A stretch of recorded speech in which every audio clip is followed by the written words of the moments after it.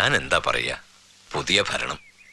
അറിയാം നമ്പ്യാരെ, മുണ്ടയ്ക്കൽ ശേഖരന്റെ കയ്യിലാണെന്നാവും ഈ വീടും പറമ്പും പണയം വെച്ച് ഞാൻ വാങ്ങിച്ച ലോണാണ് അയാളുടെ പ്രശ്നം. അല്ലെങ്കിൽ അതാണല്ലോ അയാളെ ബാങ്കിന്റെ തലപ്പത്ത് വരാൻ പ്രേരിപ്പിച്ച കാര്യം. കാര്യങ്ങളൊക്കെ നിങ്ങൾക്കറിയാം. എത്രയും വേഗം എത്ര രൂപ നമുക്ക് അടയ്ക്കാൻ കഴിയും? കുറച്ച് പണമെങ്കിൽ എന്നാ പിടിച്ചു നിൽക്കാൻ പറ്റും. പണം നിത്യ ചെലവിനുള്ളത് ഭാര്യയുടെയിലുണ്ടാവും.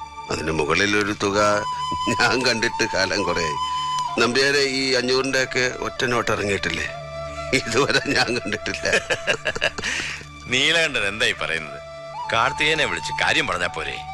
നിങ്ങൾ ഈ പറയുന്ന 500 കൊണ്ട് അയാളെ ബാങ്കിന്റെ ഹെഡ് ഓഫീസ് മൂടും. ചോദിക്കില്ല, തന്നാലും വാങ്ങിക്കില്ല, അയാളെ അറിയിക്കുകയില്ല.